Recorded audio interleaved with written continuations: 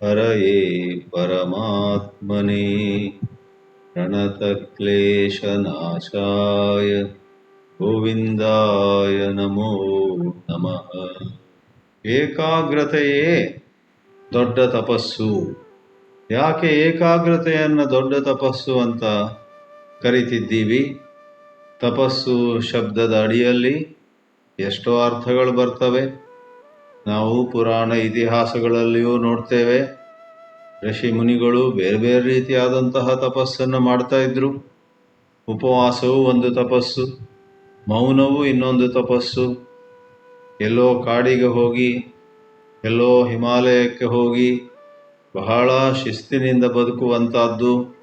ಕೆಲವರಂತೂ ಒಂದೇ ಕಾಲಿನ ಮೇಲೆ ನಿಂತು ತಮ್ಮ ತೋಳುಗಳನ್ನು ಮೇಲೆ ಎತ್ತುಕೊಂಡು ಊರ್ಧ್ವಬಾಹು ಆಗಿ, ಅದು ಬಿಸಿಲಿನಲ್ಲಿ, ಅದು ಸಾಲದೆಂಬಂತೆ ನಾಲ್ಕು ಕಡೆಯಲ್ಲಿ ಬೆಂಕಿಯನ್ನು ಹೊತ್ತಿಸಿಕೊಂಡು ಬೇರೆ ಬೇರೆ ರೀತಿಯಲ್ಲಿ ನಮ್ಮ ದೇಹಕ್ಕೆ ಮನಸ್ಸಿಗೆ ಕಷ್ಟವನ್ನು ಕೊಟ್ಕೊಳ್ಳುತ್ತಾ ಇದು ತಪಸ್ಸು ಅಂತ ಅವರು ಹೇಳ್ತಾರೆ. ಬಹಳ ಮಂದಿ ಒಪ್ತಾರೆ ಕೂಡ. ಆದರೆ ಇವತ್ತು ನಾವು ಎತ್ಕೊಂಡಿರುವಂತಹ ವಿಷಯ ಎಲ್ಲ ತಪಸ್ಸುಗಳಿಗಿಂತ ಶ್ರೇಷ್ಠವಾದದ್ದು ಏಕಾಗ್ರತೆ. ಇದನ್ನು ಸರಿಯಾದ ಸಂದರ್ಭದಲ್ಲಿ ನೋಡಬೇಕು. ಯಾರೋ ಒಬ್ಬ ಪರೀಕ್ಷೆಗೆ ತಯಾರಿ ಮಾಡುತ್ತಿರುವಾಗ ಏಕಾಗ್ರತೆಯಿಂದ ವಿಜ್ಞಾನವನ್ನು, ಗಣಿತವನ್ನು, ಕನ್ನಡವನ್ನು ಓದ್ಕೊಳ್ತಾ ಇದ್ದರೆ ಅಲ್ಲಿ ಆ ತಪಸ್ಸಿನ ಕುರುಹು ಏನೋ ಇದೆ, ಆದರೆ ಅದಕ್ಕೆ ನಾವು ಅಷ್ಟೊಂದು ಮಹತ್ವ ಕೊಡೋದಿಲ್ಲ. ಎಷ್ಟೋ ಬಾರಿ ಪರೀಕ್ಷೆಯಲ್ಲಿ ಬಹಳ ಚೆನ್ನಾಗಿ ಅಂಕಗಳನ್ನು ಪಡೆದು, ರ್ಯಾಂಕ್ ಎಲ್ಲ ಪಡೆದು ಮುಂದೆ ಹೋಗಿ ಒಳ್ಳೊಳ್ಳೆ ಕೆಲಸವನ್ನು ಹಿಡಿದವರು ಕೂಡ ಆಧ್ಯಾತ್ಮಿಕವಾಗಿ ಹೆಚ್ಚು ಮುಂದುವರಿಯದೇ ಇರುವುದನ್ನು ನಾವು ನೋಡ್ತೇವೆ. ಅಥವಾ ಅಧ್ಯಾತ್ಮ ಶಬ್ದ ತರಲೇಬೇಡಿ, ಅಷ್ಟೆಲ್ಲ ಬಹಳ ಓದೋದ್ರಲ್ಲಿ ಮುಂದೆ ಅಂತ ಇದ್ದವರು ಬಹಳ ಒಳ್ಳೆಯ ಮನುಷ್ಯರಾಗಿ ಇಲ್ಲದೇ ಇರುವುದನ್ನು ಕೆಲವೊಮ್ಮೆ ನೋಡ್ತೀವಿ. ತಮ್ಮ ಮನೆಯಲ್ಲಿಯೇ ಕುಟುಂಬದ ಸದಸ್ಯರಿಗೆ ಬೇರೆ ಬೇರೆ ರೀತಿಯಲ್ಲಿ ತಂಟೆ ಕೊಡೋದು, ಸಿಟ್ಟುಕೊಳ್ಳೋದು, ಅಥವಾ ಕೆಲಸದಲ್ಲಿಯೂ ಕೂಡ ಎಲ್ಲರ ಕಡೆ ಒಂದು ರೀತಿಯ ಅಸಹನೆ, ಇನ್ಟಾಲರೆನ್ಸನ್ನು ತೋರಿಸುವಂಥದ್ದು. ಎಷ್ಟರ ಮಟ್ಟಿಗಂದರೆ ಅವರ ಕುಟುಂಬದ ಸದಸ್ಯರಾಗಿರಲಿ ಅಥವಾ ಕೆಲಸದಲ್ಲಿರೋರಾಗಲಿ ದೂರದಿಂದ ನಮಸ್ಕಾರ ಮಾಡಿ, ಇವರು ಬಹಳ ಬುದ್ಧಿವಂತರಿರಬಹುದು, ದೊಡ್ಡ ದೊಡ್ಡ ರ್ಯಾಂಕ್ ಎಲ್ಲ ಪಡೆದಿರಬಹುದು, ಆದರೆ ನಮಗೊಂದು ಬೇರೆ ಆಯ್ಕೆ ಸಿಕ್ಕಿದರೆ ಇವರನ್ನು ಬಿಟ್ಟು ಬೇರೆ ಯಾರ ಜೊತೆಯೋ ಕೆಲಸ ಮಾಡ್ತೇವೆ ಅಂತ ಹೇಳುವಂಥ ಸಂದರ್ಭ ಬರುತ್ತೆ. ಆದ್ದರಿಂದ ಏಕಾಗ್ರತೆಯನ್ನು ಯಾವ ಸಂದರ್ಭದಲ್ಲಿ ಉಪಯೋಗಿಸಿದ್ದಾರೆ ಅನ್ನೋದು ನೋಡೋದು ಬಹಳ ಮುಖ್ಯ. ಕೆಲವು ಏಕಾಗ್ರತೆಯಿಂದ ನಮ್ಮ ಅಹಂಕಾರ ಇನ್ನಷ್ಟು ಬಲಿಷ್ಠ ಆಗುವುದಿದೆ. ಇನ್ನು ಕೆಲವು ಏಕಾಗ್ರತೆಯಿಂದ ನಮ್ಮಲ್ಲಿರುವ ಅಹಂಕಾರ, ಮಮಕಾರಗಳು, ರಾಗದ್ವೇಷಗಳು, ಯಾವುದ್ಯಾವುದೋ ರೀತಿಯ ಪೂರ್ವಾಗ್ರಹಗಳು. ಪೂರ್ವಾಗ್ರಹ ಅಂದರೆ ಪ್ರೆಜುಡಿಸ್. ಮೊದಲೇ ನಾವು ಇದು ಹೀಗೆ, ಅದು ಹಾಗೆ, ಇವನು ಹೀಗೆ, ಅವನು ಹಾಗೆ ಅನ್ನೋದಾಗಿ ನಿರ್ಧಾರ ಮಾಡಿಕೊಂಡು ಯಾರ ಮಾತು ಕೇಳೋದಿಲ್ಲ. ಪೂರ್ವ ಆಗ್ರಹ. ಮೊದಲೇ ನಾವು ಯಾರು ಎಂಥವರು ಅಂತ ನಿಶ್ಚಯ ಮಾಡ್ಕೊಂಡ್ಬಿಟ್ಟಿದ್ದೀವಿ. ಅದಕ್ಕೋಸ್ಕರ ಪೂರ್ವಾಗ್ರಹ, ಪ್ರೀ ಕನ್ಸೀವ್ಡ್ ನೋಷನ್ ಇತ್ಯಾದಿ ಎಲ್ಲ ಇರುತ್ತೆ. ಕೆಲವು ತಪಸ್ಸಿನಲ್ಲಿ ಪೂರ್ವಾಗ್ರಹಗಳು ಅಥವಾ ಕೆಲವು ರೀತಿಯ ಏಕಾಗ್ರತೆಯಲ್ಲಿ ಅನ್ನಬೇಕು, ಪೂರ್ವಾಗ್ರಹಗಳು ಮತ್ತಷ್ಟು ಬಲವನ್ನು ಪಡೀತವೆ.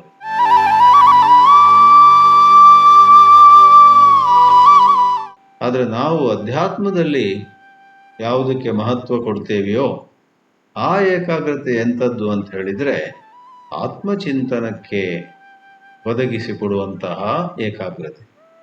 ಉಪನಿಷತ್ತುಗಳಲ್ಲಿ ನಾವು ಈ ಶರೀರ, ಮನಸ್ಸು, ಬುದ್ಧಿ ಎಲ್ಲವನ್ನು ಮೀರಿದಂತಹ ಆತ್ಮತತ್ವ, ಆ ಸಚ್ಚಿತ್ ಆನಂದ ರೂಪವಾದ ಆತ್ಮದಲ್ಲಿ ಪ್ರೇಮ ಇದೆ ಮತ್ತು ದಯೆ ಇದೆ. ಅದರಲ್ಲಿ ವಿಶೇಷವಾದ ಬುದ್ಧಿಶಕ್ತಿಯ ಜೊತೆಗೆ ಬಹಳಷ್ಟು ದಿವ್ಯ ಗುಣಗಳಿವೆ. ನೀವು ಗೀತೆಯಲ್ಲಿ ಶ್ರೀಕೃಷ್ಣನ ಮಾತನ್ನೇ ಕೇಳುವುದಿದ್ರೆ 13ನೇ ಅಧ್ಯಾಯದಲ್ಲಿ 20 ಮಾನವೀಯ ಮೌಲ್ಯಗಳನ್ನು ಶ್ರೀಕೃಷ್ಣ ಹೇಳ್ತಾನೆ. ಕೊನೆಯಲ್ಲಿ ಆ ಮೌಲ್ಯಗಳನ್ನು ಇವುಗಳು ಅತಿ ಉತ್ತಮ ಆತ್ಮಜ್ಞಾನಕ್ಕೆ ದಾರಿ ಮಾಡುವಂತಹ ಮೌಲ್ಯಗಳಂತ ಹೇಳೋ ಬದಲು ಆ ಮೌಲ್ಯಗಳಿಗೆ ಎಷ್ಟು ಹೊಗಳ್ತಾನಂದರೆ ಇವೆಲ್ಲವೂ ಕೂಡ ಈ 20 ಮೌಲ್ಯಗಳು ಇವುಗಳಿಗೆ ಜ್ಞಾನ ಅಂತ ಕರೀಬಹುದು. ಇವುಗಳೇ ಜ್ಞಾನ. ಇವುಗಳು ಜ್ಞಾನಕ್ಕೆ ಸಹಾಯಕ. ಇವುಗಳು ಜ್ಞಾನಕ್ಕೆ, ಆ ಜ್ಞಾನದ ಎತ್ತರಕ್ಕೆ ಹೋಗಲಿಕ್ಕೆ ಮೆಟ್ಟಿಲುಗಳು ಅಂತ ಹೇಳೋದಿಲ್ಲ. ಇವುಗಳೇ ಜ್ಞಾನ. ಏತದ್ ಜ್ಞಾನಮಿತಿ ಪ್ರೋಕ್ತಂ ಅಜ್ಞಾನಂ ಯದತೋನ್ಯಥಾ ಅಂತ 13ನೇ ಅಧ್ಯಾಯದಲ್ಲಿ 7ರಿಂದ 11ನೇ ಶ್ಲೋಕದಲ್ಲಿ ಬರುತ್ತೆ. ಅಮಾನಿತ್ವಂ ಅದಂಬಿತ್ವಂ ಅಹಿಂಸಾ ಕ್ಷಾಂತಿರಾರ್ಜವಂ ಆಚಾರ್ಯೋಪಾಸನಂ ಶೌಚಂ ಸ್ಥೈರ್ಯಮಾತ್ಮ ವಿನಿಗ್ರಹ ಇಂದ್ರಿಯಾರ್ಥೇಷು ವೈರಾಗ್ಯಂ ಅನಹಂಕಾರ ಏವಚ ಅನ್ನೋದಾಗಿ ಹೇಳುತ್ತಾ 20 ಮೌಲ್ಯಗಳನ್ನು ಭಗವಂತ ತಿಳಿಸ್ತಾನೆ. ಇವುಗಳನ್ನು ಜ್ಞಾನ ಅಂತೇ ತಿಳ್ಕೊಂಬಿಡಿ ಅಂತ. ವಾಸ್ತವವಾಗಿ ಆ ಮೌಲ್ಯಗಳು, ಆ ಬದುಕುವ ರೀತಿ, ಆ ರೀತಿಯ ಸಂಬಂಧಗಳಲ್ಲಿ ನಾವು ತೋರಿಸುವಂತಹ ಸದ್ಗುಣಗಳು ನಮ್ಮಲ್ಲಿ ಇದ್ದುದಾದರೆ ನಾವು ಆತ್ಮಜ್ಞಾನ ಪಡೆಯಲಿಕ್ಕೆ ಬಹಳ ಅರ್ಹರಾಗ್ತೇವೆ. ಹಾಗೆ ಹೇಳಬೇಕಿತ್ತು. ಆದರೆ ಯಾಕೆ ಶ್ರೀಕೃಷ್ಣ ಇವುಗಳೇ ಜ್ಞಾನ ಅಂತ ಹೇಳ್ತಾನೆ? ಆ ಮೌಲ್ಯಗಳಿಗೆ ಅಷ್ಟೊಂದು ಆತ ಮಹತ್ವ ಕೊಡ್ತಾನೆ. ಇವುಗಳಿದ್ರೆ ನಿಮಗೆ ಜ್ಞಾನ ಬಂದ ಹಾಗೆ. ಇವುಗಳೆಲ್ಲ ಇದ್ದರೆ ಜ್ಞಾನ ಇಲ್ಲದೆ ಇರುವುದಿಲ್ಲ. ಎಲ್ಲಿ ನೀವು ಎಲ್ಲ ಗುಣಗಳನ್ನು ನೋಡ್ತೀರೋ ಅಲ್ಲಿ ವಿಶೇಷವಾದಂತಹ, ಸ್ಪಷ್ಟವಾದಂತಹ, ಅಲುಗಾಡದಂತಹ ಆತ್ಮಜ್ಞಾನ ಇದೆ ಅಂತೆ ಭಾವಿಸಿ ಅನ್ನುವ ಅರ್ಥದಲ್ಲಿ ಇವುಗಳೇ ಜ್ಞಾನ ಅಂತ ಹೇಳಿಬಿಡ್ತಾನೆ. ಆದ್ದರಿಂದ ನಾವು ಈ ಏಕಾಗ್ರತೆ ವಿಷಯದಲ್ಲೂ ಕೂಡ ಆ ಪ್ರಕಾರವಾಗಿ ಎತ್ಕೊಳ್ಳೋಣಂತೆ. ಯಾವ ಏಕಾಗ್ರತೆ ಅಂತ ಹೇಳಿದರೆ, ಆತ್ಮಚಿಂತನೆಯಲ್ಲಿ, ಆತ್ಮದ ಅನ್ವೇಷಣೆಯಲ್ಲಿ ನಾವು ನಮ್ಮ ಸ್ವರೂಪವನ್ನು ಹುಡುಕಿಕೊಳ್ಳುವ ಒಂದು ಪ್ರಯತ್ನದಲ್ಲಿ ಏಕಾಗ್ರತೆ ಇದ್ದರೆ ಯಶಸ್ವಿ ಆಗ್ತೀವಿ. ಎಷ್ಟೋ ಕಡೆಯಲ್ಲಿ ನಿಮ್ಮ ಹಾಗೆ ವೇದಾಂತ ಶ್ರವಣ ಮಾಡುವವರು, ನಮ್ಮ ಹಾಗೆ ವೇದಾಂತ ಪ್ರವಚನ ಮಾಡುವವರು ಆ ಶ್ರವಣದ ಕಾಲದಲ್ಲಿಯೋ ಅಥವಾ ಪ್ರವಚನದ ಕಾಲದಲ್ಲಿಯೂ ತುಂಬ ಸಂತೋಷಗೊಳ್ತೀವಿ. ಒಳ್ಳೊಳ್ಳೆ ವಿಚಾರಗಳು ಶಾಸ್ತ್ರದಿಂದ ನಮಗೆ ಸಿಗುತ್ತೆ. ಒಳ್ಳೊಳ್ಳೆ ಆಚಾರ್ಯರಿಂದ ಅವರ ಕೃತಿಗಳನ್ನೆಲ್ಲ ಓದುತ್ತಾ, ಅವರ ಕೃತಿಗಳನ್ನು ವಿವರಿಸುತ್ತಾ ನಮ್ಮ ಮನಸ್ಸಲ್ಲಿ ಅಗಾಧವಾದ ಒಂದು ಸಂತೋಷ, ತೃಪ್ತಿ ಅನುಭವಕ್ಕೆ ಬರುವುದೇನೋ ನಿಜ. ಆದರೆ ಆ ಪ್ರವಚನ ಮುಗಿದ ನಂತರ, ಆ ಶ್ರವಣ ಮುಗಿದ ನಂತರ ಜೀವನದ ಎಷ್ಟೋ ವಿಷಯಗಳೆಲ್ಲ ಬಂದಿರ್ತವೆ ಮನಸ್ಸಲ್ಲಿ. ಎಷ್ಟೋ ರೀತಿಯ ವಿಕ್ಷೇಪಗಳಾಗ್ತವೆ. ಎಷ್ಟೋ ರೀತಿಯಲ್ಲಿ ನಾವು ಪುನಃ ಪ್ರಾಪಂಚಿಕತೆಗೆ ಸೊಂಟದವರೆಗೂ, ಕುತ್ತಿಗೆಯವರೆಗೂ ಪ್ರವೇಶ ಮಾಡಿಬಿಡ್ತೀವಿ. ಆಗ ಏಕಾಗ್ರತೆ ಹೊರಟೋಯ್ತು. ನಾವು ಕೇಳಿದ್ದನ್ನು, ನಾವು ಓದಿದ್ದನ್ನು, ಯಾವುದನ್ನು ನಾವು ತುಂಬ ಮೆಚ್ಚುತ್ತೀವೋ ಅಂಥ ಒಂದು ಆಧ್ಯಾತ್ಮಿಕ ವಿಷಯವನ್ನು ದೃಢವಾಗಿ ಹಿಡಿದುಕೊಂಡು ದೀರ್ಘಕಾಲ ಅದರಲ್ಲಿ ನಿಲ್ಲುವಂತಹ ಒಂದು ಸಾಮರ್ಥ್ಯ ಇದೆಯಲ್ಲ, ಅದು ಏಕಾಗ್ರತೆ ಅಂತ ಇಲ್ಲಿ ಹೇಳಲಾಗಿದೆ. ಈ ವಿಷಯ ಏಕಾಗ್ರತೆಯೇ ಬಹುದೊಡ್ಡ ತಪಸ್ಸು ಅನ್ನೋದಕ್ಕೆ ಪ್ರೇರಣೆ ಎಲ್ಲಿಂದ ಬಂತು ಅಂತ ಹೇಳಿದರೆ, ನಮ್ಮಲ್ಲಿ ಉಪನಿಷತ್ತುಗಳಲ್ಲಿ ತೈತ್ರಿಯ ಉಪನಿಷತ್ ಅನ್ನುವಂಥದ್ದು ಮಹತ್ತರವಾದದ್ದು ಅಂತ ಎಲ್ಲರೂ ಹೇಳ್ತಾರೆ, ವಿದ್ವಾಂಸರು ಹೇಳ್ತಾರೆ. ಆ ತೈತ್ರಿಯ ಉಪನಿಷತ್ತಲ್ಲಿ 3 ಅಧ್ಯಾಯ ಅಂತ ಕರೆಯೋದಿಲ್ಲ, ಅಲ್ಲಿ ವಲ್ಲಿಗಳು ಅಂತ ಕರಿತೇವೆ. ಮೊದಲನೇ ವಲ್ಲಿ ಶಿಕ್ಷಾವಲ್ಲಿ, 2ನೇ ವಲ್ಲಿ ಬ್ರಹ್ಮಾನಂದವಲ್ಲಿ, 3ನೇದು ಭೃಗುವಲ್ಲಿ ಅಂತಿದೆ. ಅದಕ್ಕೆ ಭೃಗುವಲ್ಲಿ ಅಂತ ಯಾಕೆ ಹೆಸರು? ಈ ಯಜುರ್ವೇದದಲ್ಲಿ ಬರತಕ್ಕಂತಹ ತೈತ್ರಿಯ ಉಪನಿಷತ್ತಿನ 3ನೇ ಅಧ್ಯಾಯಕ್ಕೆ ಅದಕ್ಕೆ ಭೃಗುವಲ್ಲಿ ಅಂತ ಹೇಳೋದು, ಅಲ್ಲೊಬ್ಬ ವಿದ್ಯಾರ್ಥಿ ಇರ್ತಾನೆ. ಅವನಲ್ಲಿ ಎಲ್ಲ ಶಮ ದಮ ಶಾಂತಿ ಸಮಾಧಾನ ಎಲ್ಲ ಇದೆ. ಅಂದರೆ ಪ್ರಾಪಂಚಿಕವಾಗಿ ಹೇಳುವುದಿದ್ರೆ ಅವನಿಗೆ ಯಾವುದ್ರ ಬಗ್ಗೆ ದೂರ ಇಲ್ಲ, ಅವನ ಮನಸ್ಸಲ್ಲಿ ನೋ ಕಂಪ್ಲೇಂಟ್ಸ್. ಆದ್ದರಿಂದ ಶಾಂತಿ ಸಮಾಧಾನ ಇದೆ ಅಂತ ನಾನು ಹೇಳಿದೆ. ನಿಮ್ಮಲ್ಲಿ ಕೆಲವರು ಪ್ರಶ್ನೆ ಕೇಳ್ಬೋದು, ಅವನಲ್ಲಿ ಇವಾಗಲೇ ಶಾಂತಿ ಸಮಾಧಾನ ಇದ್ದರೆ ಅವನಿಗೆ ಯಾಕೆ ಆತ್ಮಜ್ಞಾನ ಬೇಕು ಅಂತ. ಅಲ್ಲೂ ವೇದಾಂತದಲ್ಲಿ ಅದೊಂದು ಒಗಟು. ನಿಜವಾಗಿಯೂ ಒಗಟಲ್ಲ, ಸ್ವಲ್ಪ ನೀವು ವಿಚಾರಿಸಿದರೆ ಅಲ್ಲಿ ವಿರೋಧವೇ ಇಲ್ಲ. ಅದಕ್ಕೆ ನಾವು ಹೇಳಿದೆವು, ಪ್ರಾಪಂಚಿಕ ವಿಷಯಗಳ ಬಗ್ಗೆ ಅವನಿಗೆ ಯಾವ ರೀತಿಯ ಬೇಸರ ಇಲ್ಲ. ದೇವರು ನನಗೆ ಬೇಕಾದ್ದಕ್ಕಿಂತ ಹೆಚ್ಚೇ ಕೊಟ್ಟಿದ್ದಾನೆ. ನನಗೆ ಸಂಪತ್ತು ಕೊಟ್ಟಿದ್ದಾನೆ, ಊಟಕ್ಕೆ ಬಟ್ಟೆಗೆ ಕೊಟ್ಟಿದ್ದಾನೆ, ಮತ್ತು ನನಗೆ ನೂರಾರು ಜನರಿಂದ ಪ್ರೀತಿ ಗೌರವವೂ ಸಿಗ್ತಾ ಇದೆ. ಆದ್ದರಿಂದ ನಾನು ಪ್ರಪಂಚದಲ್ಲಿ ಏನನ್ನೂ ಬಯಸುವುದಿಲ್ಲ. ಆ ಪ್ರಾಪಂಚಿಕ ದೃಷ್ಟಿಯಿಂದ ಶಾಂತಿ ಸಮಾಧಾನ. ಮತ್ತೆ ಅವನು ಆತ್ಮಜ್ಞಾನ ಯಾಕೆ ಬಯಸ್ತಾನೆ? ಆತ್ಮಜ್ಞಾನ ಯಾತಕ್ಕೆ ಬಯಸ್ತಾನಂತ ಹೇಳಿದರೆ, ಪ್ರಾಪಂಚಿಕವಾಗಿ ಅವನಿಗೆ ಎಲ್ಲವೂ ಸಿಕ್ಕಿದ್ರೂ ಕೂಡ ಅವನು ನೋಡ್ತಾನೆ, ಮನಸ್ಸಿನಲ್ಲಿ ಚಂಚಲತೆ ಇದೆ, ಮನಸ್ಸಿನಲ್ಲಿ ಅಸ್ಥಿರತೆ ಇದೆ, ಮನಸ್ಸಿನಲ್ಲಿ ಕಾಮಕ್ರೋಧಗಳು ಮತ್ತೆ ಮತ್ತೆ ಉದ್ಭವವಾಗ್ತವೆ. ಎಲ್ಲ ಇದ್ರೂ ಕೂಡ ಈ ಮನವೆಂಬ ಮರ್ಕಟವು ಏನೇನೋ ಬಯಸಲಿಕ್ಕೆ ಶುರುವಾಗುತ್ತೆ. ಅಥವಾ ಯಾವುದಾವುದೋ ರೀತಿಯಲ್ಲಿ ನಾವು ಇನ್ನೊಬ್ಬರ ಜೊತೆ ನಮ್ಮನ್ನು ಹೋಲಿಸಿಕೊಂಡು ನನಗೇನಿದ್ರೆ ಏನು ಪ್ರಯೋಜನ, ಅವ್ರ ಹಾಗೆ ನಾನು ಇಲ್ವಲ್ಲ, ಅವರಷ್ಟು ಮುಂದೆ ಹೋಗಿಲ್ವಲ್ಲ.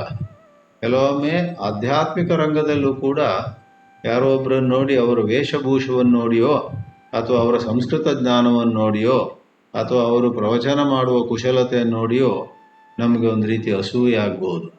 ಒಟ್ಟಾದರೆ ಮನಸ್ಸು ಆಡುವ ಆಟಗಳು ಎಷ್ಟೆಷ್ಟು ಬಗೆಯದಿರುತ್ತೆ ಅಂತ ಹೇಳಿದರೆ, ಸಾಮಾನ್ಯವಾಗಿ ಅವನಿಗೆ ಶಾಂತಿ ಸಮಾಧಾನ ಇದ್ದರೂ ಕೂಡ ತನ್ನನ್ನು ತಾನೇ ಸ್ಥಿರವಾಗಿ ಒಂದು ಒಳಗಿನ ಆನಂದದಲ್ಲಿ ನಿಲ್ಲಿಸ್ಕೊಳ್ಳಿಕ್ಕೆ ಆಗ್ತಾ ಇಲ್ಲ ಒಬ್ಬನಿಗೆ ಅಥವಾ ಒಬ್ಬಳಿಗೆ. ಆತನು ಗುರುವಿನ ಬಳಿ ಸಾಗುತ್ತಾನೆ.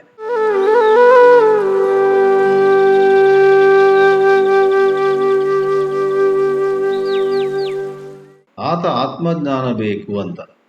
ಆತನು ಸಮಾಜದ ಬಗ್ಗೆ, ಪ್ರಪಂಚದ ಬಗ್ಗೆ, ತನ್ನ ಈಗಿನ ಜೀವನದ ಬಗ್ಗೆ ಕಂಪ್ಲೇನ್ ಅಂತ ಮಾಡ್ತಾ ಇಲ್ಲ, ದೂರು ಮಾಡ್ತಾ ಇಲ್ಲ.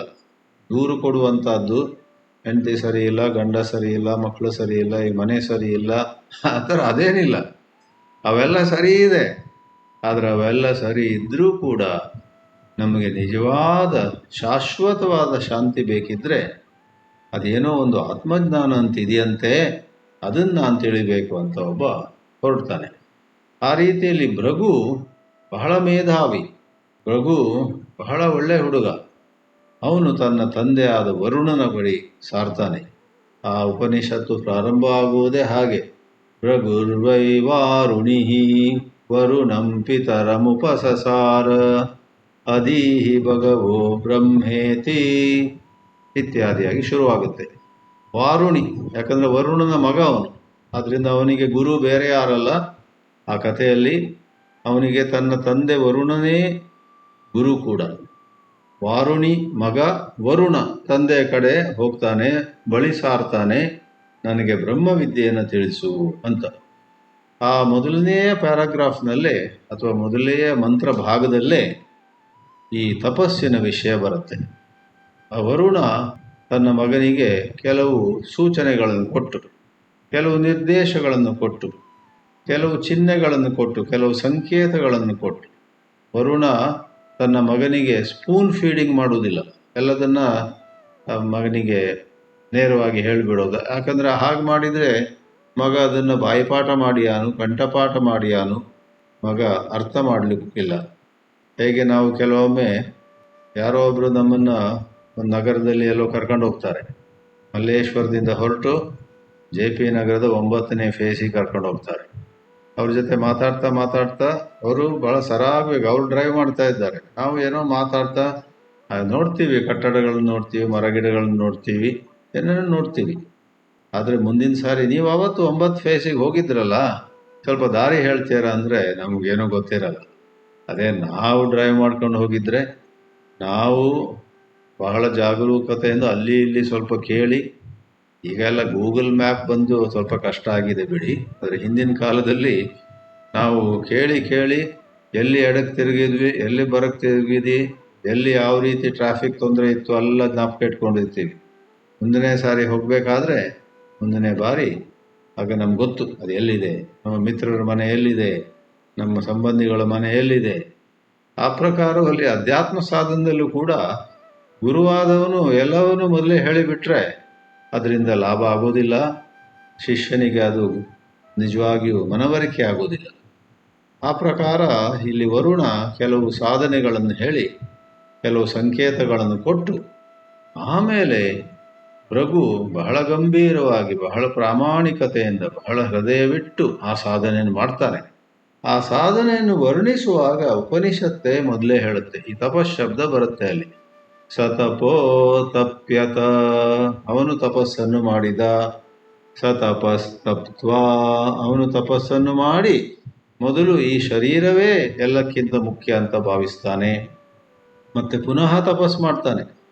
ಅವನು ಈ ಶರೀರವೇ ಎಲ್ಲವೂ, ಶರೀರದಷ್ಟು ಮಹತ್ವ ಇರುವಂಥದ್ದು ಬೇರೆ ಇಲ್ಲ ಅಂತ ತನ್ನ ತಂದೆಯ ಬಳಿ ಹೋದಾಗ ತಂದೆ ಹೇಳ್ತಾನೆ, ಬಹಳ ಒಳ್ಳೆ ರೀತಿ ಪ್ರಾರಂಭ ಮಾಡಿದ್ಯಾ ನೀನು, ಇನ್ನೂ ಸ್ವಲ್ಪ ಪರಿಶೀಲಿಸು, ಇನ್ನೂ ಸ್ವಲ್ಪ ಪರೀಕ್ಷೆ ಮಾಡು, ಇನ್ನೂ ವಿಮರ್ಶೆ ಮಾಡು ಅಂತ ಮತ್ತೆ ಮಗನನ್ನು ಇನ್ನಷ್ಟು ಸಾಧನೆ ಮಾಡು ಅಂತ ಕಳಿಸ್ತಾನೆ. ಆಗ ಎರಡನೇ ಮಂತ್ರ ಭಾಗದಲ್ಲಿ ಪುನಃ ಸತಪೋ ತಪ್ಯತ ತಪಸ ಬ್ರಹ್ಮ ವಿಜಿಜ್ಞಾಸಸ್ವ, ಅದು ತಂದೆ ಹೇಳುವ ಮಾತು, ತಪಸ್ಸಿನ ಮೂಲಕ ಬ್ರಹ್ಮವನ್ನು ತಿಳ್ಕೋ ಅಂತ. ಹಾಗಾಗಿ ಮಗ ತಪಸ್ಸನ್ನು ಮಾಡ್ತಾನೆ. ಈ ತಪಸ ಬ್ರಹ್ಮ ವಿಜಿಜ್ಞಾಸಸ್ವ ತಪೋ ಬ್ರಹ್ಮ ಇತಿ ಸಹ ತಪಃ ಅತಪ್ಯತ ಸಹ ತಪಸ್ತಪ್ತ್ವಾ ಅನ್ನುವ 4 ವಾಕ್ಯಗಳು 4 ಮಂತ್ರ ಭಾಗಗಳು ಬರ್ತವೆ. ಅಂತೂ 5 ಮಂತ್ರ ಭಾಗಗಳಲ್ಲಿ ತಪಸ್ತಪ್ತ್ವಾ, ತಪೋತಪ್ಯತ, ತಪಸ್ಸು ಮಾಡಿದ, ತಪಸ್ಸನ್ನು ತಪಿಸಿದ ಅಂತ ಮತ್ತೆ ಮತ್ತೆ ಬರುವ ಸಂದರ್ಭದಲ್ಲಿ ನಮಗೆ ಒಂದು ಜಿಜ್ಞಾಸೆ ಆಗುತ್ತೆ. ಅಲ್ಲ, 5 ಸಾರಿ ಹೇಳ್ತಾರಲ್ಲ ಇಲ್ಲಿ, ಅದು ತಪಸ್ಸಂದ್ರೆ ಏನು?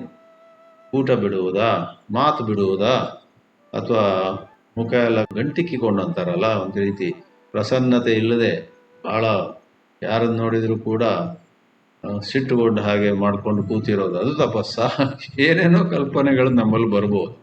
ಅಲ್ಲಿ ಶಂಕರಾಚಾರ್ಯರು ತಮ್ಮ ಭಾಷ್ಯದಲ್ಲಿ ತಪಸ್ಸಿನ ಬಗ್ಗೆ ಈ ಒಂದು ಭೃಗುವಲ್ಲಿಯಲ್ಲಿ ಕೊಡುವಂತಹ ಮಾಹಿತಿ, ತಪಸ್ಸಿನ ಬಗ್ಗೆ ಈ ಒಂದು ಭೃಗುವಲ್ಲಿಯಲ್ಲಿ ನಮಗೆ ಸಿಗುವಂತಹ ಒಂದು ಅರಿವು, ಒಂದು ಅರ್ಥೈಸಿಕೊಳ್ಳುವಂತಹದ್ದು ಬಹಳ ವಿಶೇಷವಾದದ್ದು ಅಂತ ಶಂಕರಾಚಾರ್ಯರು ಹೇಳ್ತಾರೆ. ಸಾಧನೆಯಲ್ಲಿ ತಪಸ್ಸು ಎಲ್ಲವನ್ನೂ ನಮಗೆ ಸಾಧಿಸಿಕೊಡುವಂತಹದ್ದು. ತಪೋ ವಿಶೇಷ ಪ್ರತಿಪತ್ತಿಸ್ತು ಸರ್ವ ಸಾಧಕ ತಮತ್ವಾತ್. ಸರ್ವ ಸಾಧಕ ಅಂದರೆ ಸಾಧಿಸಿಕೊಡುವಂಥದ್ದು. ಸಾಧಕ ತಮ ಅಂತ ಹೇಳಿದ್ರೆ ಒಂದು 20 ಬೇರೆ ಬೇರೆ ಕೆಲಸಗಳು ಅಥವಾ ನಮ್ಮ ಆಧ್ಯಾತ್ಮಿಕ ಸಾಧನೆಗಳೆಲ್ಲ ಇದ್ದು ಅವೆಲ್ಲ ಬೇರೆ ಬೇರೆ ರೀತಿಯಲ್ಲಿ ನಮಗೆ ಸಹಾಯ ಮಾಡ್ತವೆ ಅಂತ ಇಟ್ಕೊಳ್ಳಿ. ಅವುಗಳಲ್ಲಿ ಸಾಧಕ ತಮ ತಪಸ್ ಅನ್ನುವಂಥದ್ದು ನಿಜವಾಗಲೂ ನಾವು ಬಯಸಿದ್ದನ್ನು ನಮಗೆ ತಂದುಕೊಡುವಂತಹದ್ದು. ಸರ್ವ ಸಾಧಕ ತಮತ್ವಾತ್. ಅದೇನು ತಪಸ್ಸಂದ್ರೆ ಏನು ಅಂತ ಕೇಳಿದಾಗ ಶಂಕರಾಚಾರ್ಯರು ತಮ್ಮ ಭಾಷ್ಯದಲ್ಲಿ ಹೇಳ್ತಾರೆ, ಇಲ್ಲಿ ತಪಸ್ಸಂದ್ರೆ ಬಾಹ್ಯ ಅಂತಃಕರಣ ಸಮಾಧಾನಂ ಅಂತ ಮೊದಲು ಒಂದು ಮಾತು ಹೇಳ್ತಾರೆ.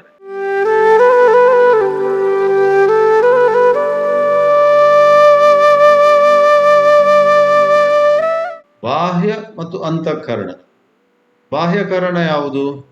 ಕಣ್ಣು, ಕಿವಿ, ಮೂಗು, ನಾಲಿಗೆ, ಚರ್ಮ, ಜ್ಞಾನೇಂದ್ರಿಯಗಳು. ವಾಕ್, ಪಾಣಿ, ಪಾದ, ಪಾಯು, ಉಪಸ್ಥ ಅಂತಾರೆ. ಕೈ, ಕಾಲು, ಮಾತು, 5 ಕರ್ಮೇಂದ್ರಿಯಗಳು ಇವೆ. 5 ಜ್ಞಾನೇಂದ್ರಿಯಗಳು, 5 ಕರ್ಮೇಂದ್ರಿಯಗಳು, ಇವುಗಳಿಗೆ ಬಾಹ್ಯಕರಣ ಅಂತೇವೆ. ಹೌದಾ? ಹಾಗಾದ್ರೆ ಅಂತಃಕರಣ ಏನು? ಮನಸ್ಸು, ಬುದ್ಧಿ. ಸ್ವಲ್ಪ ವಿಸ್ತಾರದಲ್ಲಿ 4 ಹೇಳ್ತಾರೆ: ಮನಸ್ಸು, ಬುದ್ಧಿ, ಚಿತ್ತ ಮತ್ತು ಅಹಂಕಾರ. ಅಂತಃಕರಣ ಅವುಗಳು ಸೂಕ್ಷ್ಮ, ಹೊರಗಿನದು ಸ್ವಲ್ಪ ಸ್ಥೂಲ ಅನ್ಬೋದು. ಆಚಾರ್ಯ ಶಂಕರರು ಹೇಳ್ತಾರೆ, ತಪಸ್ಸಂದ್ರೆ ಈ 10 ಇಂದ್ರಿಯಗಳು ಮತ್ತು 4 ಅಂತಃಕರಣದ ಭಾಗಗಳನ್ನೆಲ್ಲ ಸ್ವಲ್ಪ ಶಿಸ್ತಿನಲ್ಲಿ ಇಟ್ಕೊಳ್ಳುವಂತಹದ್ದು. ಅದರಿಂದ ಬ್ರಹ್ಮಚಿಂತನೆಯಲ್ಲಿ ಬಹಳ ಸಹಾಯವಾಗುತ್ತೆ. ಬ್ರಹ್ಮಚಿಂತನೆಯಲ್ಲಿ ನಾವು ಆಳಕ್ಕೆ ಹೋಗ್ಲಿಕ್ಕೆ ಸಾಧ್ಯವಾಗುತ್ತೆ. ಇಲ್ವಾದರೆ ಈ ಮೊದಲು ಹೇಳಿದ ಹಾಗೆ ಬ್ರಹ್ಮ ವಿಚಾರದಲ್ಲಿ ಕುತೂಹಲ, ಬ್ರಹ್ಮ ವಿಚಾರದಲ್ಲಿ ರುಚಿ, ಬ್ರಹ್ಮ ವಿಚಾರದಲ್ಲಿ ಒಂದು ಆನಂದ ಸಿಕ್ಕಿದ್ರೂ ಕೂಡ ಹೇಳ್ತಾರಲ್ಲ, ಕೈಗೆ ಬಂದ ತುತ್ತು ಬಾಯಿಗೆ ಬರಲಿಲ್ಲ ಅಂತ ಹೇಳಿ. ಕೈಗೆ ಬಂತಂತೆ ತುತ್ತು, ಊಟದ ತುತ್ತು, ಅಷ್ಟರೊಳಗೆ ಏನೋ ಅವಾಂತರ ಆಯಿತು, ಬಾಯಿಗೆ ಬರಲಿಲ್ಲ. ಆಗ ನಮ್ಮ ಹಸಿವು ಪೂರೈಕೆ ಆಗುತ್ತೆ. ಇಂಗ್ಲೀಷ್ನಲ್ಲಿ ಒಂದು ಹೇಳುವ ಬಗೆ ಇದೆ, many a slip between the cup and the lip. ಕಪ್ಪಲ್ಲಿ ನೀವು ಚಹಾ ಇಟ್ಕೊಂಡಿದ್ದೀರಾ, ಅದು ತುಟಿಗಳಿಗೆ ಮುಟ್ಟಿ ನಾಲಿಗೆಯನ್ನು ಸೇರುವ ಮೊದಲು slip. Many a slip between the cup and the lip. ಆ ಪ್ರಕಾರ ನಾವು ಅಧ್ಯಾತ್ಮಕ್ಕೆ ಇಳಿಯಬಹುದು. ಆದರೆ ಅಧ್ಯಾತ್ಮದಲ್ಲಿ ಬಹಳ ಮುಂದೆ ಹೋಗಬೇಕಾದ್ರೆ ತಪಸ್ಸು ಬೇಕು, ಅದಕ್ಕೆ ಎಲ್ಲೋ ಬಿಸಿಲಿನಲ್ಲಿ ನಿಂತ್ಕೊಂಡು ಒಂದು ಕಾಲ ಮೇಲೆ ನಿಂತ್ಕೊಂಡು ಕೈಗಳನ್ನೆಲ್ಲ ಮೇಲೆತ್ತಿ ಅದೆಲ್ಲ ಮಾಡೋ ಅವಶ್ಯಕತೆ ಇಲ್ಲ. ಆದರೆ ನೀವು ಏನೇ ಮಾಡ್ತಿರಲಿ, ನಿಮ್ಮ ಮನೆಯಲ್ಲಿ ಅಡುಗೆ ಮಾಡ್ತಿರ್ಬೋದು, ನಿಮ್ಮ ಮನೆಯಲ್ಲಿ ನೀವು ನಿಮ್ಮ ಕುಟುಂಬದ ಸದಸ್ಯರಿಗೆ ಯಾವುದೋ ರೀತಿಯಲ್ಲಿ ಸಹಾಯ ಮಾಡ್ತಿರ್ಬೋದು, ನಿಮ್ಮ ಮಗನೋ ಮೊಮ್ಮಗನಿಗೋ ಏನೋ ಪಾಠ ಹೇಳ್ಕೊಡ್ತಿರ್ಬೋದು, ಅಥವಾ ನಿಮ್ಮ ಪತ್ನಿಗೋ ಪತಿಗೋ ಯಾವುದೋ ಮನೆ ಕೆಲಸದಲ್ಲಿ ಸಹಾಯ ಮಾಡ್ತಿರ್ಬೋದು. ಏನೇ ಇರಲಿ, ಎಲ್ಲದರಲ್ಲೂ ಕೂಡ ಹೃದಯವಿಟ್ಟು ಮನಸ್ಸಿಟ್ಟು ಚಿನ್ಮಯಾನಂದರು ಹೇಳ್ತಾ ಇದ್ರು, let your mind be where your hands are. ಎಲ್ಲಿ ಕೈ ಇದೆಯೋ ಅಲ್ಲೇ ಮನಸ್ಸು ಕೂಡ ಇರಬೇಕು. ಕೆಲವೊಮ್ಮೆ ಕೈ ಇಲ್ಲಿರುತ್ತೆ, ಮನಸ್ಸನ್ನು ಅದು 10 ಮೈಲ್ ದೂರ ಹೋಗಿರುತ್ತೆ, ಯಾವುದೋ ವಿಷಯದ ಬಗ್ಗೆ ಮಾತಾಡ್ತಾ ಇರ್ತೀವಿ. ಆ ಪ್ರಕಾರ ಆಗಬಾರ್ದು. ಬಾಹ್ಯ ಮತ್ತು ಅಂತಃಕರಣ ಸಮಾಧಾನ, ಅದನ್ನೇ ಅವರು ಯಾವುದೋ ಬೇರೊಂದು ಶಾಸ್ತ್ರದಿಂದ ಉದಾಹರಿಸುತ್ತಾ, quoting from some other scripture, ಅವರಿಲ್ಲಿ ಹೇಳ್ತಾರೆ, ಮಹಾಭಾರತ ಅಂತ ಕಾಣುತ್ತೆ, ಮನಸಶ್ಚ ಇಂದ್ರಿಯಾಣಾಂಚ ಐಕಾಗ್ರ್ಯಂ ಪರಮಂ ತಪಃ ಅಂತ ಕೊಟೇಶನ್. ಅದನ್ನು ಕೋಟ್ ಮಾಡ್ತಾರೆ. ದೊಡ್ಡ ದೊಡ್ಡ ಶಾಸ್ತ್ರಗಳಲ್ಲಿ ಹೇಳಲಾಗಿದೆ. ನಾನು ಕೊಡ್ತಿರುವಂಥ ಅರ್ಥ ಸ್ವಕಪೋಲ ಕಲ್ಪಿತವಲ್ಲ. I am not giving this new meaning to tapas from under my hat. ಇಂಗ್ಲೀಷ್ನಲ್ಲಿ ಫ್ರಮ್ ಅಂಡರ್ ಅವರ್ ಹ್ಯಾಟ್ ಅಂತ ಹೇಳ್ತಾರೆ. ನಾನೇನಿದು ಸೃಷ್ಟಿ ಮಾಡಿದ್ದಲ್ಲ ಅಂತ ಬಹಳ ವಿನಮ್ರತೆಯಿಂದ ಆಚಾರ್ಯ ಶಂಕರರು ಈ ಒಂದು ಅರ್ಥ ಮಹಾಭಾರತದಲ್ಲಿ ಬಂದಿದೆ. ಮನಸಶ್ಚ ಇಂದ್ರಿಯಾಣಾಂಚ ಐಕಾಗ್ರ್ಯಂ, ಅಲ್ಲಿ ಸಂಧಿ ಬಿಡಿಸಿದರೆ ಐಕಾಗ್ರ್ಯಂ. ನೋಡಿ, ಏಕಾಗ್ರ ಅನ್ನೋದು ವಿಶೇಷಣ. ಈ ವಿಶೇಷಣವನ್ನು ತೆಗೆದುಕೊಂಡು ನಾವು ನಾಮಪದ ಮಾಡಬೇಕಾದ್ರೆ 2 ರೀತಿ ಮಾಡ್ಬೋದು. ಏಕಾಗ್ರ ಅದು ವಿಶೇಷಣ, objective. What is the noun form? ಏಕಾಗ್ರತಾ. ಭಾಳ ಸುಲಭ. ಸ್ವಲ್ಪ ಕಷ್ಟ ಆಗಿರುವುದು ಏಕಾಗ್ರ ತಗೊಂಡು ಐಕಾಗ್ರ್ಯಂ. ಹೇಗೆ ಕರುಣೆ ಅನ್ನೋದು ಕಾರುಣ್ಯ ಆಗುತ್ತೆ, ಆ ಪ್ರಕಾರ ಏಕಾಗ್ರ ಅನ್ನೋದು ಐಕಾಗ್ರ್ಯಂ. ಅದು ಆ ಕೊಟೇಶನ್ನಲ್ಲಿ ಆ ಥರ ಇದೆ. ಅದ್ರ ಬಗ್ಗೆ ಹೆಚ್ಚು ತಲೆ ಕೆಡಿಸ್ಬೇಕಾಗಿಲ್ಲ. ನಮಗೆ ಪ್ರಸಿದ್ಧವಾಗಿ ಚೆನ್ನಾಗಿ ಗೊತ್ತಿರೋದು ಏಕಾಗ್ರತಾ. ಏಕಾಗ್ರತಾ ಪರಮಂ ತಪಃ ಅಂತ ಹೇಳಿದರೆ ಅದೇ ಅರ್ಥ ಬರುತ್ತೆ. ಆ ಒಂದು ಅತಿ ದೊಡ್ಡ ತಪಸ್ಸಾದ ಏಕಾಗ್ರತೆಯು ಅಧ್ಯಾತ್ಮದ ಅನ್ವೇಷಣೆಯಲ್ಲಿ ಬೇಕು ಅಂತ ಹೇಳ್ತಾರೆ.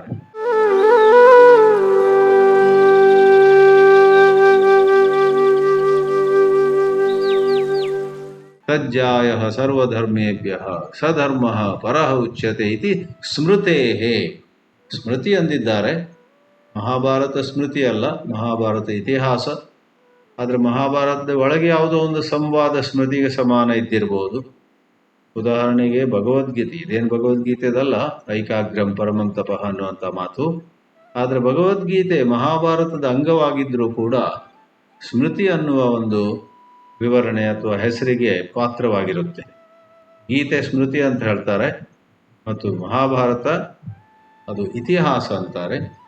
ಶ್ರುತಿ ಅಂದರೆ ವೇದಗಳಾಯಿತು, ಮತ್ತು ಸ್ಮೃತಿ ಅಂದರೆ ಸಾಮಾನ್ಯವಾಗಿ ಯಾಜ್ಞವಲ್ಕ್ಯ ಸ್ಮೃತಿ, ಪರಾಶರ ಸ್ಮೃತಿ, ಮನುಸ್ಮೃತಿ, ಗೌತಮ ಸ್ಮೃತಿ, 18 ಸ್ಮೃತಿಗಳಿವೆ ಅಂತ ಹೇಳ್ತಾರೆ.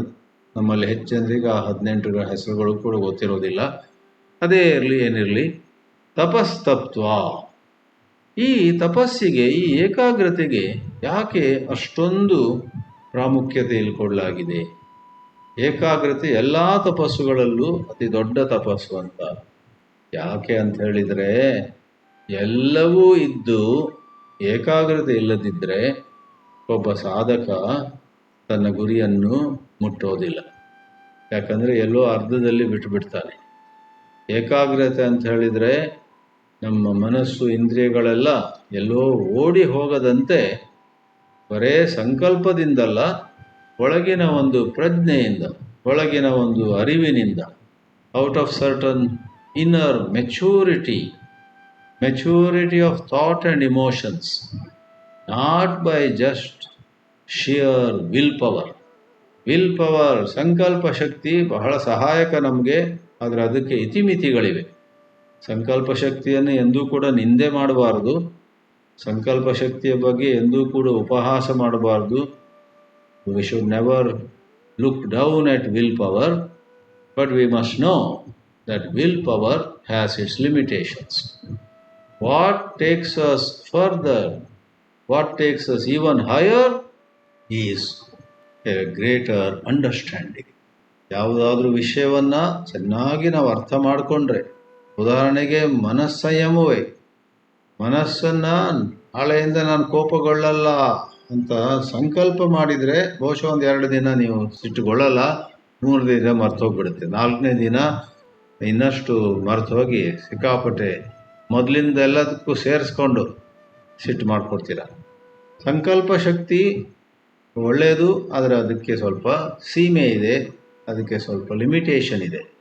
ಆದರೆ ಯಾರ ಬಗ್ಗೆನೋ ಸಿಟ್ಟು ಮಾಡುವಂಥ ಸಂದರ್ಭದಲ್ಲಿ ನಮಗೊಂದು ಹೊಸ ಅರಿವು ಉಂಟಾದರೆ, ಅವ್ರ ಬಗ್ಗೆ ಸಿಟ್ಟು ಮಾಡಲಿಕ್ಕೆ ನಾನೇ ಯಾರು, ಅವರು ನನಗಿಂತ ಹೆಚ್ಚು ಮುಂದೆ ಹೋದವರು, ಅದಲ್ಲದೆ ಅವರು ಹಿರಿಯರು, ಅದಲ್ಲದೆ ಅವರು ನಮಗೆ ಎಷ್ಟು ಉಪಕಾರ ಮಾಡಿದ್ದಾರೆ, ಅಂಥವ್ರ ಬಗ್ಗೆ ನಾನು ಸಿಟ್ಟು ಮಾಡೋದು ಎಂಥ ದೊಡ್ಡ ತಪ್ಪು ಅಂತ ನಮಗೆ ಆ ಹೊಸ ಅರಿವಿನಲ್ಲಿ ಆ ಸಿಟ್ಟು ಮಾಡುವುದರ ಬಗ್ಗೆ, ಅವರ ಬಗ್ಗೆ ಕೋಪಗೊಂಡು ಅವರಿಗೇನಾದ್ರು ಬೈಯುವುದರ ಬಗ್ಗೆ ನಾಚಿಕೆ ಉಂಟಾಗ್ತಾ ಇದ್ರೆ, ಅದ್ರ ಬಗ್ಗೆ ನಮಗೆ ನಮ್ಮ ಮೇಲೆ ಬೇಸರ ಉಂಟಾಗ್ತಿದ್ರೆ, ಅವ್ರ ಮೇಲೆ ಮೊದಲು ಹೇಗೆ ಅಸಹನೆ ಉಂಟಾಗ್ತಿತ್ತೋ ಅಲ್ಲಿ ಈ ಒಂದು ವಿಮರ್ಶೆಯಿಂದ, ಈ ಒಂದು ಹೊಸ ರೀತಿ ಅರ್ಥೈಸುವುದರ ಮೂಲಕ ಆ ವ್ಯಕ್ತಿಯ ಮೇಲೆ, ಆ ಜನರ ಮೇಲೆ ಗೌರವ, ಪ್ರೀತಿ, ಆದರ ನಮ್ಮಲ್ಲಿ ಎದ್ದು ಬಂದರೆ ಆಗ ನಾವು ಸಿಟ್ಟು ಮಾಡಬೇಕಂದ್ರೂ ಕೂಡ ಸಿಟ್ಟು ಮಾಡೋಕ್ಕಾಗಲ್ಲ.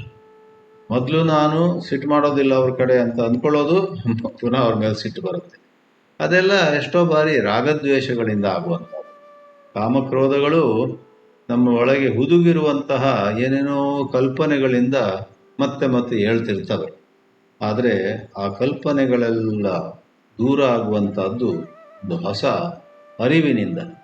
ಆ ಹೊಸ ಅರಿವು ಆಗಬೇಕಾದ್ರೆ ನಮ್ಮ ಮನಸ್ಸಲ್ಲಿ ಎದ್ದೇಳುವಂತಹ ಎಷ್ಟೆಷ್ಟೋ ವಿಚಾರಗಳನ್ನು, ಎಷ್ಟೆಷ್ಟೋ ಕಲ್ಪನೆಗಳನ್ನು ಬಹಳ ಶಾಂತಿಯಿಂದ ಗಮನಿಸುವಂತಹ ಸಾಮರ್ಥ್ಯ ಬೇಕು ನಮಗೆ.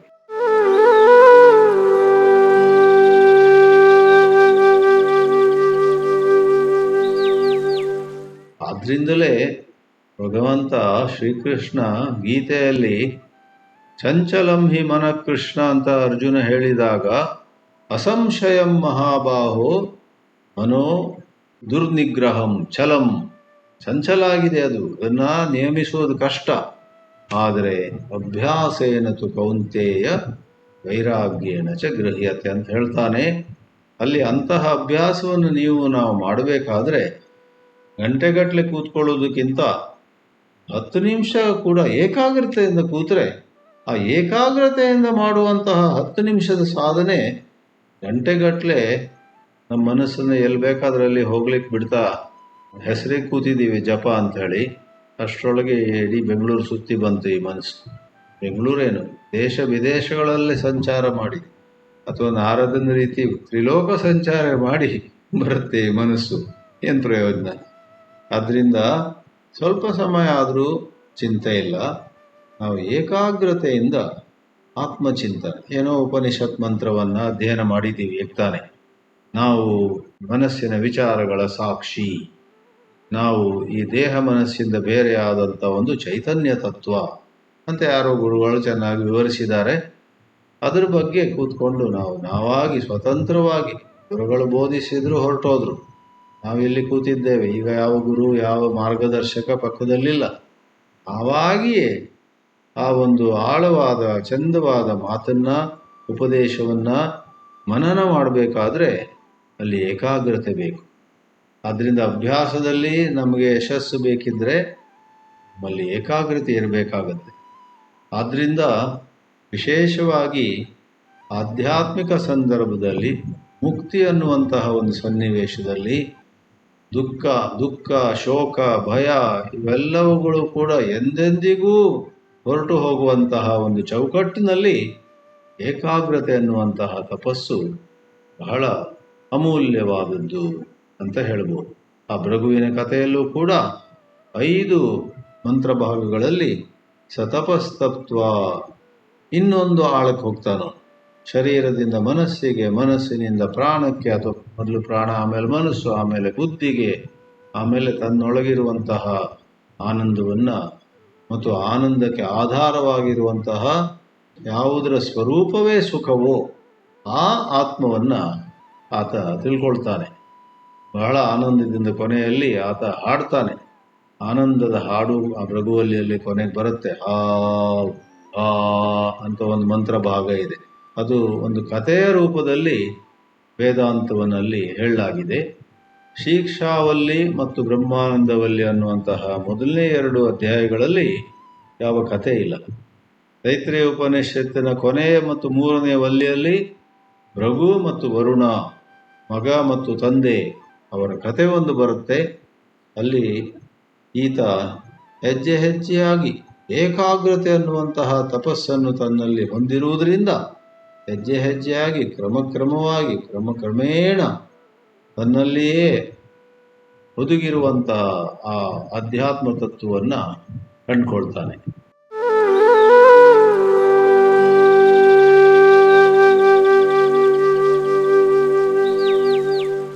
ಆಳಕ್ಕೆ ಹೋಗುತ್ತಾ ಕೊನೆಯಲ್ಲಿ ಆ ಚೈತನ್ಯ ತತ್ವ ಸಚ್ಚಿತ್ ಅಂತ ಯಾವುದನ್ನು ಕರೀತೀವೋ ಅದನ್ನು ಭೃಗು ತಿಳ್ಕೊಳ್ತಾನೆ. ಆ ಪ್ರಕಾರ ಇಲ್ಲಿ ಹೆಚ್ಚು ಹೇಳುವಂತಹ ಅವಶ್ಯಕತೆ ಇಲ್ಲ. ನಮ್ಮಲ್ಲಿರುವ ಶಕ್ತಿ, ನಮ್ಮಲ್ಲಿರುವ ಪ್ರತಿಭೆ, ನಮ್ಮಲ್ಲಿರುವಂತಹ ಮೋಕ್ಷಕ್ಕಾಗಿ ಇರುವ ಆಸೆ, ಇವೆಲ್ಲವೂ ಕೂಡ ಒಟ್ಟು ಸೇರಿ ನಮಗೆ ಯಶಸ್ಸು ಕೊಡಬೇಕು. ಯಶಸ್ಸು ಅಂದರೆ ನಮ್ಮನ್ನು ನಾವು ದೊಡ್ಡವರಾಗಿ ಮಾಡಿಕೊಳ್ಳೋದಲ್ಲ, ಅದರ ವಿರುದ್ಧವಾಗಿ ನಮ್ಮಲ್ಲಿರುವ ಮೂರ್ಖ ಅಹಂಕಾರವನ್ನು ಬಿಡುವುದೇ ಆಗಿರುತ್ತೆ. ಅಧ್ಯಾತ್ಮ ಸಾಧನೆ ಎನ್ನುವಂಥದ್ದು ಪ್ರಾಪಂಚಿಕ ಸಾಧನೆಗಳ ರೀತಿಯಲ್ಲಿ 10 ಜನರಿಗಿಂತ ನಾವು ಹೆಚ್ಚು ಉತ್ತಮರಾಗುವಂಥ ವಿಷಯವಲ್ಲ. ಯಾರಿಗಿಂತ ಹೆಚ್ಚು ಉತ್ತಮ ಆಗುವ ಬಯಕೆ ಇಲ್ಲ ನಮಗೆ, ಯಾರಿಗಿಂತ ಕೆಳಗಿರುವುದ್ರ ಬಗ್ಗೆ ಚಿಂತೆ ಇಲ್ಲ. ನಾವು ಹೀಗೆ ಇರುವವರು ಹಾಗಿರುವವರು ಅಂತ ಏನೇನೋ ಕಲ್ಪನೆಗಳನ್ನೆಲ್ಲ ತ್ಯಜಿಸಿ ಆ ಸಾಕ್ಷಿ ಚೈತನ್ಯ ವಿಗ್ರಹವಾಗಿ ಉಳಿಯುವಂತಹ ಮಾತಿಲ್ಲಿ. ಆ ಪ್ರಕಾರವಾಗಿ ಆ ಎತ್ತರಕ್ಕೆ ಹೋಗಬೇಕಾದ್ರೆ ಏಕಾಗ್ರತೆ ರೂಪವಾದ ತಪಸ್ಸು ಬೇಕಾಗುತ್ತೆ ಅಂತ ಹೇಳ್ಬೋದು. ಲೌಕಿಕ ವಿಷಯಗಳಲ್ಲೂ ಕೂಡ ಏಕಾಗ್ರತೆ ಇದ್ದಾಗ ಏನನ್ನಾದರೂ ನಾವು ಸಾಧಿಸೋಕೆ ಬರುತ್ತೆ, ಅದು ಬೇರೆ. ಆದರೆ ನಮ್ಮಲ್ಲಿ ಇವತ್ತು ಈ ಒಂದು ವಿಷಯದಲ್ಲಿ ಸಂದರ್ಭ ಏನು ಅಂತ ಹೇಳಿದರೆ ಆತ್ಮಚಿಂತನೆ. ಯಾಕಂದರೆ ಆತ್ಮಚಿಂತನೆಯಿಂದ ಎಂದೆಂದಿಗೂ ನಮಗೆ ಸುಖ ಸಿಗುತ್ತೆ. ಆತ್ಮಜ್ಞಾನದಿಂದ ಯಾವ ಪ್ರಾಪಂಚಿಕ ಸಾಧನೆಯಿಂದ, ಯಾವ ಪ್ರಾಪಂಚಿಕ ಸಿದ್ಧಿಯಿಂದ no worldly achievement can give to us lasting happiness. Only pure self knowledge gives us lasting happiness, and for that a certain spiritual quest, a spiritual inquiry with steadiness, with all our energies coming to one place. Therefore call it concentration, call it one-pointedness, single-pointedness, single-pointed attention. ಅದೇ ದೊಡ್ಡ ತಪಸ್ಸು ಅಂತ ಇಲ್ಲಿ ಹೇಳಬಹುದು. ಓಂ ಶ್ರೀ ಗುರುಭ್ಯೋ ನಮಃ.